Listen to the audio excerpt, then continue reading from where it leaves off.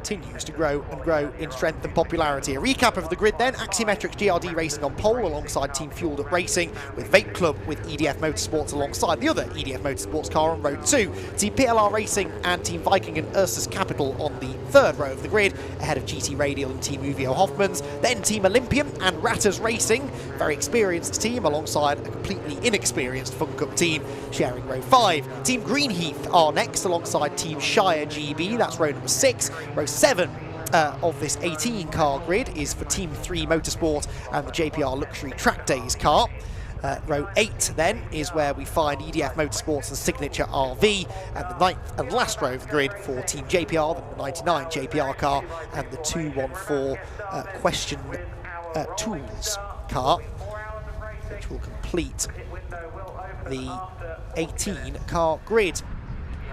So, here we go then. Place your bets, everyone. 3 hours of racing about to get underway here on the Brands Hatch Indy Circuit for round number 1 of the Fun Cup Endurance Championship, as Axiometrics and Team Fueled Up Racing prepare to do battle from the front row of this grid.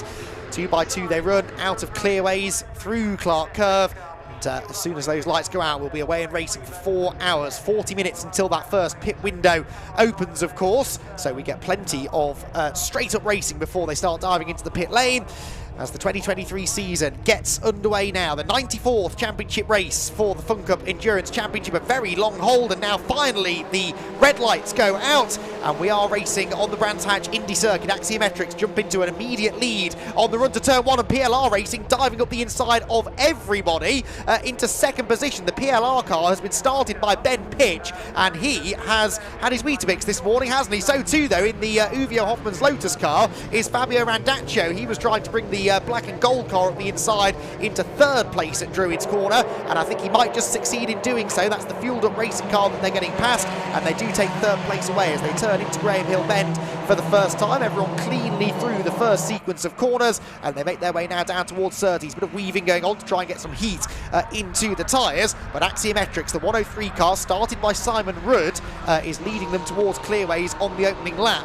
Try and run you through some of the start drivers as we get through this opening stint of the race, because Fun Cup do, unlike the vast majority of other endurance championships out there, tell us exactly who is in the car at any given time.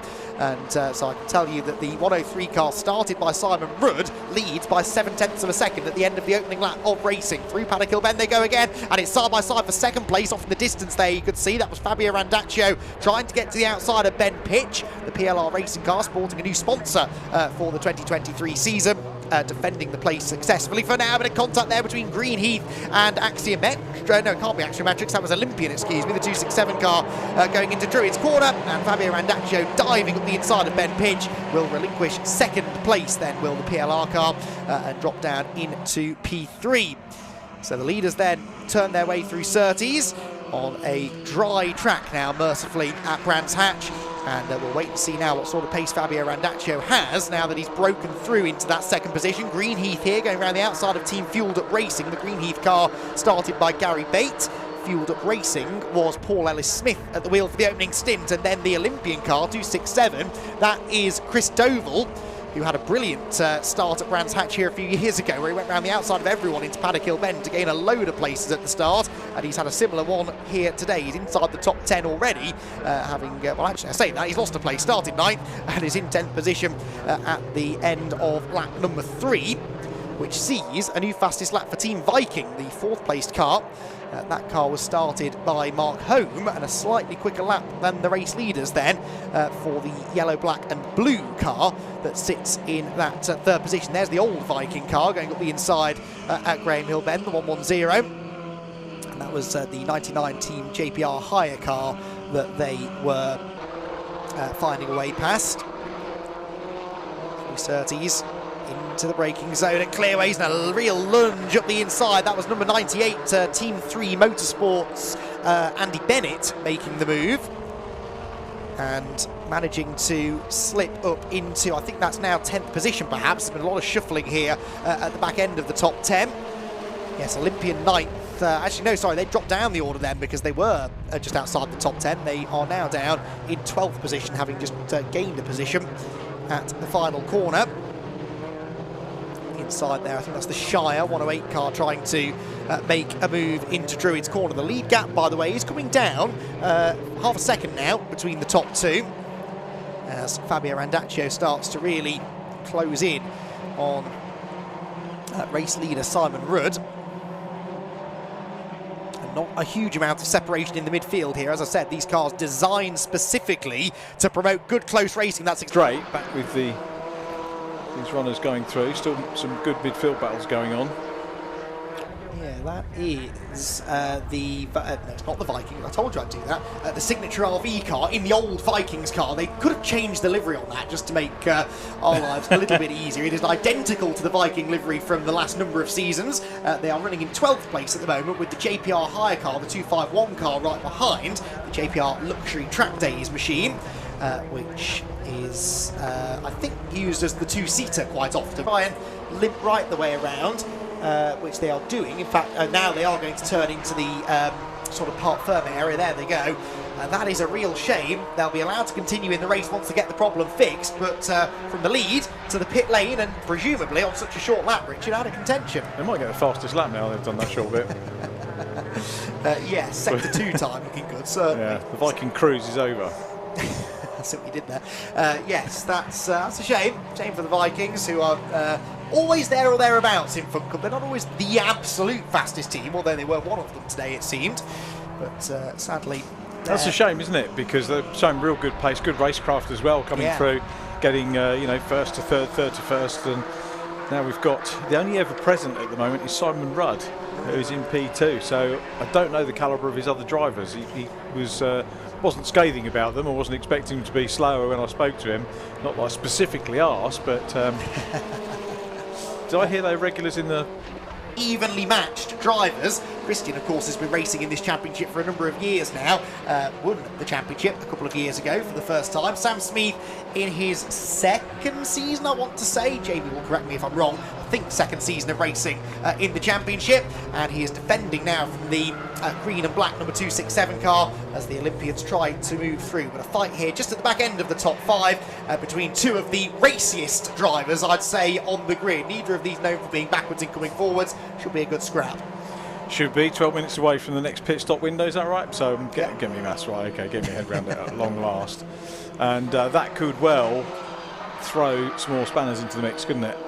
Profile of going down to Graham Hill Bend, which you can see as you look across the commentary box, you can see that the tyre wall goes at a different angle, and that's the angle it was at. And I was trying to memorise the year they changed it for lap records, and I've forgotten again. I think it was definitely like this by the year 2000. I want to say it was about 99. I was going to say 97, but I looked it up last week because Sonny Howard asked me what the lap record was in pickups, and I had to go through, and there was the pre-change, which was faster, and then they slowed down. They're actually getting near to the existing, the older lap record in those, but I can never remember. Always have to look it up. I want to say 1999. You may be right. It might have been a little bit early, but certainly by the turn. Yeah, actually, now thinking about it, it might have been 99. Possibly. Of course, thinking back to British Touring Car Championship season reviews, of which I've rewatched many a time, trying to remember exactly when it changed. But it's been a while, certainly, and it's always been a slightly awkward corner, Graham Hill Bend, since they reprofiled it. But I think it's fair to say it does promote more overtaking, or at least side-by-side racing now, this newer profile, doesn't it? It probably doesn't feel quite as fun to drive as that, well, flat-out left-hander that it used to be. Yeah, I think it was predominantly done for bikes, to try and make things a little bit safer for bikes. I remember the talk was back in the day. And it had another profile before that, didn't it? And when it was it Kidney Bend originally? I'm really showing age now, the history books out. So it's actually the third profile that we've had over the years. What year did they change from the first one? Well, the pickups weren't running then, so I didn't concern myself with that one. But yes, but apart from that, really, the Brands Hatch Indy circuit has remained largely unchanged, hasn't it? I mean, there's only so much they can do, given the confines that it sits in, but they haven't really needed to change it. It's a great track for racing. Of course, initially they used to run it the other way round, and Paddock Hill Bend was a very steep uphill left-hander. Much more fun. Used to be tighter to the spectator area as well. Yes, very true. Sensibly, a bit more run-off area given to them now, which we've seen a few drivers having to use in this race already. Imagine where you could put a Porsche if you were If you were running right out to the fence, probably in the lower paddock. Yes, indeed. And it wasn't the best bit of parking I've ever seen, the images that were appearing on social media yesterday. The 110 car there going a lap down, that was the signature RV car. Second lap down, actually, I think that was, to the Uwe Hoffmann's Motorsport car. 1.3 seconds the gap now, it's come out. So that traffic's playing into the leader's hands at the moment. Which makes me suspect that it was traffic that condensed the gap in the first place, because it's Uwe. Normally, when they get in front, they do tend to steal a march on the opposition, so I would have been surprised that if it was a mistake there for Varkini. 2-1-2 and 2-1-0. This is a fight for position for 10th place. Fueled Up Racing in the 2-1-0 car. That is Paul Taylor as a black flag. 10-second stop-go penalty now for 99. Weren't they being given a penalty for track limits in the first stints as well? I think they were. Yeah. Next one will be load up and go home. Yes, well, exactly. So the track limits warnings, as I now desperately try and remember a conversation I had about this morning, they are reset at every driver stint, I seem to remember. So because otherwise what you get is one driver who keeps exceeding track limits, and then the next driver hops in, does it once, and immediately picks up a drive-through penalty, so it's not go penalty as it is for track limits. So Julian Floyd, our race director, he's fair, and he will reset that every time we go through a set of driver changes. So if you do see teams picking up stop-go penalties, it's because they've really been hammering track limits early on in their stint, which is, as we said, coming towards its conclusion now. 7 minutes to go. And more traffic now coming into play. That's the 246 car. That's the 9th placed car now going a lap down. And this is what can happen on a long green flag run here on a short circuit. When one quick car gets out in front, Richard, it is a bad time to be on the tail end of the lead lap. Yeah, absolutely right. Across the line again goes the leader. Gap on the last lap, I think, will be extended again. 3.766. That third place car, the 103 car dropping back as well now, 8.3 seconds down, and they've got a 4-second lead over Peyton Turner in 4th place.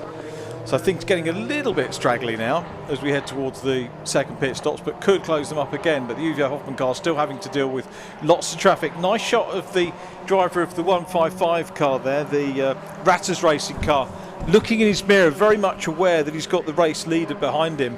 Has a look, makes it, pulls over on the outside as he go into Surtees, the left-hander, and the race leader is through safely on his way, and cracks on through clearways, now going down through Clark Curve onto Brabham Straight to tick off another lap, and a few laps really without any back markers to worry about. So he'll maybe extend that lead, which is currently at 3.7 seconds on the last lap. So he's crossed the line now. Second place car goes across. And in fact, yeah, the back marker cost him a little bit of time, around about 6/10 on that one. And well, that I think has got to be a safety car.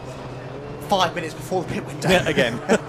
Great. That's the 2-on-2 car at Paddock Hill Bend. Been a lively stint this, hasn't it, for Campbell Cassidy, who's making, I think, his Cup debut today. And he has deposited himself, well, all been deposited, we don't know how he got there, but he is stuck in the gravel trap at Paddock Hill Bend. I was just, this was a subconscious curse of the commentator, I think, this time, because I hadn't said it yet, but I was just looking up the distance record for Brands Hatch, because I was thinking, oh, we've not had a safety car for a little while, you know, we're going quite well here. We are about to get our second safety car, which will come on lap 75, or 74, I suppose. So we'd gone a decent way. Lap 15 was when the last safety car was thrown. It's the cookies that's doing it, really, isn't it? It is the cookies, but there's a big black cloud above us, so I'm not sure what that's going to bring in a minute. I know. Well, we'll let you get ready, mate, because the cars are about to come in. As we can see, Jeremy, if you look down the pit lane, it's everybody is pretty much ready. So we're about to have 17 Fun Cup cars coming into the pit lane. It's not going to be too congested in here, I hope. The record we had at Alton Park was all 26 coming in at once, so which will get quite interesting. The Crocodile is just coming round now. I can't see the pit open board just yet, so let's see who else I can find. So let's go for a bit of actually, let's hand back to Andy and Rich because we've gone green. Yes, thank you, Jamie. We are back underway again. Brilliant work by the marshals and recovery crews, but also great officiating, because that early call to throw the safety car meant we've got it back in again just before the pit window opens. So that means the teams have a bit more flexibility now on when they want to stop. Remember that it is the 225 car that leads the way of Farkini Diot, second place for Ellis Hadley, and third in the 97 car, that is, and third place for the 103 Axiometrics car. Then the, well, in fact, this is third, fourth, fifth, and sixth places, all nose to tail, stuck behind at the moment the yellow and black number 110 car. Axiometrics dive up the inside of that lapped car, and we've got a pretty entertaining battle for a podium place here to enjoy before they start pitting. Yeah, they'll just get stuck in and the pit stop windows will kill it off. Probably, yes. Says the cynic. Well, these are fun cup races, though. They're all about the fun, Rich, and I think they'll stay out there for a bit. No, it's good. It's good, and it's exactly it's exactly what you want to see things be. At the moment, another commentator for fans of for karting, so we will have a chat with him later. But we're just going to have a quick word with his brother David, who's just getting ready to jump in the car. You've not stopped smiling since you've got here. You can't wait, can you? Oh, I think I can wait now, Jamie. Bloody hell, I'm about a minute and a half to go. Oh, everything's going round, nothing feels right, but we're going to give it a good go. I've got to look after my dad's done an amazing first stint. We've got really unlucky with the safety car, but full credit to John as well and the team. Leo's here dealing with us. First ever race, we're absolutely loving it, and we're coming back again next week. And you're currently leading the unofficial newcomers, so you're running inside the top 10 and quite easily as well. The pace is there. The pace is there, so it's still a long way to go, isn't it? I mean, literally, as we've seen already, anything can happen. I'm just terrified, Jamie, I'm terrified. You'll be absolutely fine, and apologies for any language, the adrenaline's running. They've also got Paul Abraham from Eco Racing, who's running the strategy. He's in the zone at the moment. I will try and have a word with Mr. Abraham very, very, very quickly. You've missed this, haven't you? Oh God, no. Yes. Yeah, probably not this bit. Driving, yes. Strategy, no. 2 tenths, way 2 tenths. But the guys are doing great, really, really well at the moment. Way better than expected so far. Long way to go. But yeah, tremendous effort from all the guys. Really good. Are we likely to see you back out? Have you still got the 209 car, haven't you? Not 209. Are we like to see us back out? Most likely later in the season.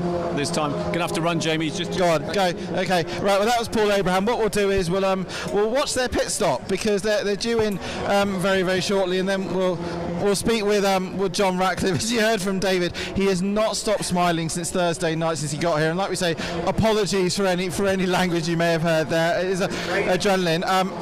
But they're all looking at the enormous black cloud that's above you, Andy. Andy's just gone out to look at the black cloud, and there it is, on cue. Andy was saying to me earlier on that he'd just taken a look out of the rear of the building here, which is on the outside of the circuit at Brands Hatch, and this big black cloud waiting to come over and deposit something on track. I think we might have fooled it. Probably thinks I'm out in the pit lane rather than Jamie. Good stint there from Jamie down in the pit lane, and answering the questions, getting answers to the questions that we posed about how did the newcomers get involved, and fascinating to hear. Track day, the bounty was keen, but is Jamie going to talk us through this one as well? I think he's there. Jamie, what can you say? Well, John Ratcliff just got out of the 155 car. He's I'll say got out. He was thrown out of the car. David, his brother's just getting in. It's a father and son team, which is fantastic here, as they're being waved out the car very quickly by the Leos team. John's just taking his helmet off. We are going to have a word with him, because he, as you say, he does.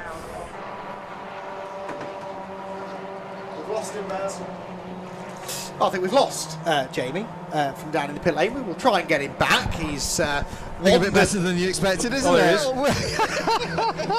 What fun this is, my goodness me. Yeah, no, I mean, it's fantastic to see John right up there, because he's never raced a car. He's done some karting and he's been pretty good in that. Never raced a car. So, of course, he's feeling very tense, very excited, but very tense. I've been doing this for years, but I'm really tense because this is such a new experience for me. me. But the car seems good. We're doing pretty well, I think. We were very unlucky with that last safety car. Had it been only 10 seconds earlier, we wouldn't have lost that big gap, unfortunately. But the black car, the Uvio car, had just overtaken John to lap him, which then screwed us when the safety car happened. There we are. That's luck of the draw, isn't it? Never mind. Fact is, we're doing pretty well, all things considered. Our target is to finish. We're not quite on the lead lap, but boys are doing well on driver changes. We seem to be quite disciplined. It's great having Paul here helping us with strategy and that kind of thing. But the Team Leo's boys, John, Mark, and the big man here, Luke, they're doing a fantastic job. They've never run a Fun Cup car before, so it's all new for them too, but they're learning fast and we're really enjoying it. Should we have a word with him? Yes. Yeah. Absolutely.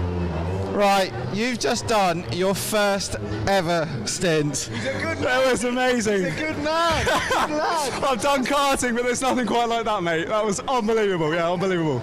Would you say being down here is a bit easier, isn't it? It's a bit more relaxing in the pit, so you get a nice time to breathe and chill out. You know, out there, it's pretty hot, especially when the leader of Uvio comes up behind you. It was really good fun. But the pace is there, isn't it? I mean, bear in mind, like as your dad said, you hadn't really sat in a car since sort of the beginning of the year, and it was sort of a last-minute thing to come and do it, wasn't it? And to stick with the leaders and you're comfortably running inside the top 10, you're sort of the best of the newbies at the moment, and it's fantastic to see. And it. And it, you know, to have a family affair, as we understand, another car has gone off at the moment, so we'll hand back to Andy in a minute. But for you guys just haven't stopped smiling since you got here. It's been so much fun. Yeah, as you say, I'm the only one to not have that circuit experience, so I was slightly feeling like the burden of the team for a little bit, but I managed to get up to pace relatively quickly. I'm there and thereabouts with Dad and David, who have done a bit more racing than me, so I'm happy with my performance, and as a team we're running really well. As you say, best of the newbies, that's a nice award to have. I think the old man deserves a hug. So yeah, we'll let you go back, as I understand there's been an incident out on circuit. Back to Andy and Richard. Jamie, go on. Yeah, I know. This proves that we are completely live. Right, let's go and have a word with Sparky. He's just having a chat with some of the guests. What happened? Steering snapped. Nothing. You can just spin it like a lovely little frisbee now. It was good fun. It was a bit bum twitchy moment, but we'll get it fixed. Let's get back out there. And how are you? Because you're getting over a couple of broken ribs, aren't you? It was nothing more than a flesh wound. A little glance. It was fine. No, I'm okay. The ribs are fine. We'll get it fixed. Get back out there. But cheers. All right, thanks, mate. Back to you guys. So, steering arm snapped on the Axiometrics car, so that would explain why we couldn't really see the damage. It hadn't actually had contact with anybody, but slid off the road, understandably, since Neil couldn't really affect the trajectory of the car anymore. We're back underway, finally then. That was a safety car period that lasted about 12 or 13 laps in the end, and on lap 107, we are back underway here at Brands Hatch with Fabio Mandaccio at the wheel of the race-leading Uvio Hoffman's Motorsport car, and just under 5 minutes before the next pit window opens. Completely different track conditions to deal with now. You can see the spray, you can see the track is not as wet as it has been earlier in the day, in fairness, Richard, but certainly not at its grippiest. And has it caught out the race leaders? Because that is the Olympian car ahead of them. Greenheath are still behind, so Olympians Christian Rose, Riley Phillips has gone from third to first in a lap. Wow, so drama on the restart, and you know, we'll have more of it, because I'm sure that black and gold car is going to get stuck in and close back in and challenge for the lead. But you'd think you're on a different day, wouldn't you, now, looking at this from the opening shots that we had? Look at the battle here. Is that a battle for third? Did we pick up do the leaders get waved through, or do we get the cars that are intermingled with the leaders? Yes, the leader should always be the car behind the safety car, so they'll wave people through until they get the leader. But no, everybody else within the pack, it stays where they are, essentially. But that was for third place. That's Greenheath versus PLR. Remember, PLR, I thought, were out of the race an hour or so ago when they had that contact at Surtees. The car absolutely fine. They haven't even bothered replacing the front splitter. And Ben Pitch back in podium contention again now. So they know better than anyone. It's never a good idea to give up in Fun Cup races. The normal readable font, which means they're back on track. 5th position, still on the lead lap by the look of it, which is good to see. Uvio still running in 2nd place. Gap's gone out actually last couple of laps from 5 seconds to 6, maybe because of a bit of traffic, but still there. And then the 146 car still running in third place as the third pit stop window continues. Only 2 more to go after this. Amazing that the amount of cars that are still out there and running. I mean, the teams will do absolutely everything they can in the 4 hours just to make sure that the drivers get some of their entry fee value done, and also of course it means the cars are ripe and ready to go for next time out as well.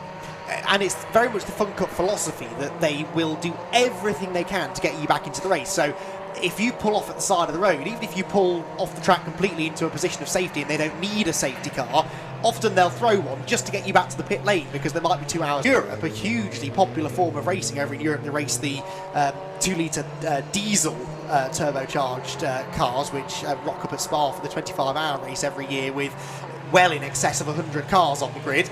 And many of the British teams go over there annually as well to compete in the 25 hours of Spa, which for a long time was the world's longest motor race. Going to send Sadiq Khan a couple of tickets for that this year. I'm sure he'd love to watch that many diesels going. You should go and breathe it all in. Yes. I'm not sure which I am less positive about, diesel or electric motorsport, but these cars make the right noise. To have a team in Fun Cup who went by the name DFDC, and that's exactly what it stood for, Drive Fast, Don't Crash. Something that they sometimes were able to achieve, but they were always an exciting team to have in the championship. The 21 car, I think it was, that they drove, which is not a car I've seen racing since. Right, safety car in, very stretched out restart. The top 2 have gone, no one else yet in sight, so we're already going to have a bit of a field spread as the race gets back underway. Of course, no overtaking allowed before the line, even if you're stuck behind a slower lapped car, and that has really caught PLR out and allowed Greenheath to get up the inside of them into Paddock Hill Bend. This is the battle for third position, and Gary Bate is going to get up the inside of the 146 car there and slithers on through. I think it's Neil Plimmer now back into the PLR car, and actually it will therefore be Paul Turner back in the Greenheath car as well. You've got GT Radial and the 108 car all fighting for third place here, so those 4 cars sliding their way out of Druid's corner, very much fighting for position, but a long way behind the leading 2. Yeah, leading 2 got away. So were there slower cars that were maybe not as adept at the restart there? Absolutely crucial, isn't it, to get some restart practice or think about it. The first time you get thrown into it, it can be an issue. Absolutely, and I think it was 2 of the less experienced team lineups who were separating the leaders from the rest, although that is apparently Dave Clark in the 251 car, who is not new to Fun Cup by any stretch of the imagination, and he was one of them who was not super on his toes at the time the race got back underway. It was the 108 car though, and that is the Shire GB car, trying to go around the outside of GT Radial, that was, for 5th position. So let's see what order they come out of Paddock Hill Bend. There go the leading 2, then a big gap back to Greenheath 3rd, PLR 4th, and it is now Shire GB into 5th position. PLR nibbling at the heels of the Greenheath car as they turn into Druid's corner, and as they round the tight right-hander, that 108 car is now starting to fly because Sam Smith back at the wheel is clearly relishing these tricky, slippery, treacherous conditions, and he's now the inside of Neil Plimmer. I can see down the back straight. He's on the grass, in fact. We're not seeing it on the screen, but there was a really close moment there between PLR and the Shire GB car. Plimmer is sideways. Shire have broken their front splitter, and that was a really, really close call going along the Cooper Straight, and the 146 machine getting its elbows out there. Neil Plimmer, you can tell he used to race very successfully in Formula 4 1600s. He wasn't giving an inch there to Sam Smith, and it costs the Shire GB car that 5th place that they just claimed. So hopefully, we don't want a safety car record, do we, for Brands? We don't want a new record. Yeah. No. So no, hopefully really. we'll get a clean run down to the penultimate. The penultimate? No, the last one, isn't it? Oh no, it's the penultimate pit stop, isn't it? 120 is the next one. Yes. So 16 minutes is right, the penultimate. We are racing on, aren't step. we? So yeah, we are cracking on. So the PLR car still there in 5th position. Let's have a quick look. I wonder if times are going to get back to sort of quicker or quickest times by the end. We haven't got the rain anymore, and the track's starting to dry out. Yes. We've still got an hour and a half, so 90 minutes of racing could well dry out. Yeah, we are we're at 8 seconds off the previous fastest lap in the race. Give me a minute or two, I'll try and work out what the lap record is. I know we haven't got quite down to it yet, but yeah, the pace is not quite what it was earlier on in the race, that is for sure. And it's just strange because the track doesn't look all that wet now, but you can see by the lighter line that's appearing down the pit straight that there is a definitively drier line. Here comes the Shire car back up the inside, this time with GT Radial, and back into 5th position at Druids Corner goes Sam Smith, who has been on a charge ever since the safety car restart here, and gets ahead of Ellis Hadley. The 97 car, and now chases on after a feisty Neil Plymmer, who's not in the mood to be messed around with today. That car's been up and anything but. I'll be honest with you, any championship that runs in the UK, I don't think there is any such thing as a boring championship. I think anyone that says there is probably is going racing for the wrong reasons. Yes. Not genuinely interested in it. I genuinely can't think of a boring championship, and to be involved like you have for that night, it's great, isn't it, to be involved in a championship and to get those ties and get the associations and get the following as well. Yeah, absolutely, and it is like we call ourselves the Fun Cup family, and it really is a family. Everyone knows each other. People stay in Fun Cup for years and years and years and years. It's not really a stepping stone on the ladder anywhere. We have young drivers racing with us who have aspirations of moving up the motorsport ladder, sure, but a lot of the teams in this championship, they just want to go Fun Cup racing. Those 7 or 8 races a year, that's more than enough for them. They get such a huge amount of track time for their money as well, that you can see why they keep on coming back. This is an entertaining scrap. It's not for position, but it's between 2 of the JPR hire cars, the 98, Team 3 Motorsport these days running the number 98 car. That is Andy Bennett at the wheel of the 98 machine. The 99 is a JPR hire car of Stuart Ramsey, those two on different laps, but occupying the same bit of the Brands Hatch circuit. Meanwhile, Shire GB 10.6 seconds their advantage now over the Neil Plymmer driven PLR Racing car in second place as we approach another pit window. Within a minute, the pit window board will be shown once again, and that penultimate opportunity to come in and pit will begin. And Richard, this is always an important part of the race because we talked a bit about fuel strategy early on. From this point, you could fuel your car to get to the end of the race. It means having a slower pit stop at this point potentially, but this is where we really need to start honing in on who is doing what in the pits. Yeah, we'll need to keep an eye on that, don't we, for the again, still the top 6 drivers all on the lead lap. Just having a quick look to see whether the 225 car has made any ground. We'll have to wait for the timing screen to catch up as they make their way around. I can also actually have a look out the window and clock how they have done. Through go the race leaders making their way through. But we are now into the pit window. 1 minute 19:47 remaining. The next one will happen when we've got 40 minutes remaining on the clock. There's the Viking car, was up with the lead group. The black, yellow and blue car was in the lead group in the early stages of the race after having then subsequently having some issues, which was not great at all, of course. Bit of a shame for them. It's the 155 car. That's 7th position. That's the car, that's the lead car not on the lead lap, if that makes sense. And still putting in some decent laps, and will be possibly, as will the Uwe Hoffmann car, maybe hoping, keeping fingers crossed for another safety car to get back on terms and negate that half lap deficit that they have got at the moment. Still nobody in this penultimate pit window thus far. Andy's busy looking for data. Well, because you mentioned safety cars. On average, final safety car here at Brands Hatch over the years has come out with about 70 laps to go, which is quite a long, final green flag stint actually for Fun Cup. Income Olympian, 1 churn of fuel going on board the Greenheath car, but we will be seeing PLR from the lead and Uwe over 3rd place in very soon as well for this, heavy as it was earlier on, I would say, as we get in towards the final hour of racing and here in at Brands towards Hatch. my return to outside. pit lane. Of course, yeah. So you came in when it's at its sunniest and warmest, and you're going to go back out again when it's pretty wet. Yeah. This is the way it rolls. The way the weather's been though this weekend, it could be sunny again in 20 minutes, so I think you might be all right. You've got the best part of an hour yet. That's why Paul McCullum he did actually have a snigger when I said, "Oh, it's dry this weekend." At the meeting we had on, was it Thursday? Yes. He did roll his eyes. I was wrong. That's not proven to be true, has it? PLR are in. Race leaders are in the pit lane now. So, to standing water. 155 car there, just drifting a bit wide at Druids. One of those places though that did used to suffer with water was Graham Hill Bend, Richard, and that's I guess why they've gone to the effort over the winter of resurfacing now. At the bottom of paddock used to. I've got some photos from back in the day with massive flood down the bottom of paddock and Marshall standing with brooms which aren't going to do anything and others scratching their heads. But yeah, the drainage, it's amazing, the circuit owners, what they do to keep these tracks operable in any condition, and they do. I mean, I've been and watched in the snow here.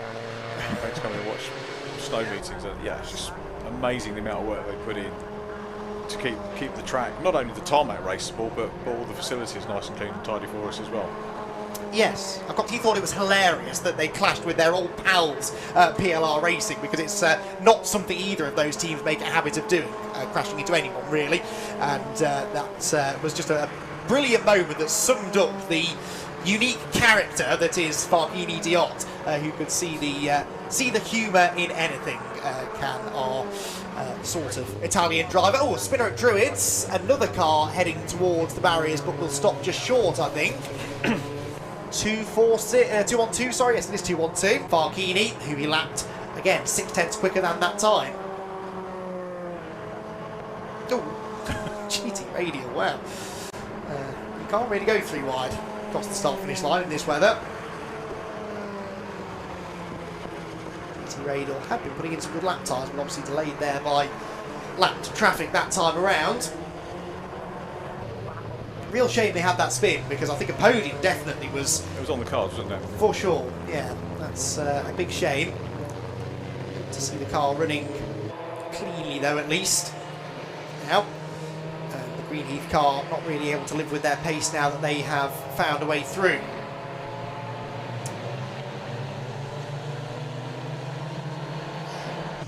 Car there going a little bit slowly, as again all of these cars, 6 of them under a blanket, all on different laps, but when you'd expect the field to be at its most spread out, in a way it seems that the opposite is true getting to the end of the race. That 104 car got a problem because it's going very slowly.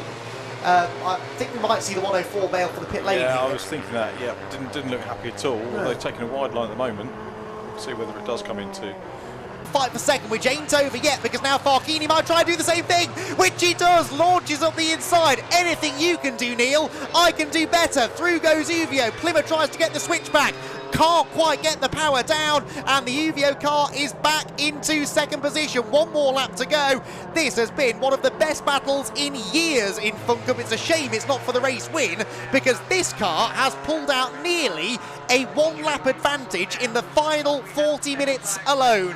Riley Phillips brings the Olympian car out of Clark Curve for the final time. He, Christian Rose and Chris Doval will win the opening round of the 2023 Fun Cup Endurance Championship. Who will be second though? Plymouth is back up the inside into Druids. PLR Racing desperate to try and get through. There was a yellow flag out there though because of the 104 car stranded, so Plymouth not able to complete the manoeuvre. Again, lunges wildly to the inside. They almost clash doors. Through will go the PLR machine, but now we know what Farkini's going to do into the final corner. We've seen already that has been the place to try the block pass. They've both been doing it to each other on the most recent laps. Can Neil Plymouth defend from it? Takes a very wide line through Surtees, tries to keep the rear of the car in check, moves to the inside to cover. Farkini is committing to the inside. They almost make contact. Brilliant, respectful racing between the pair of them, and I think now that Neil Plymouth might just have done enough. It will be a drag race to the line for second place, but PLR Racing are going to take a sensational second place, or are they?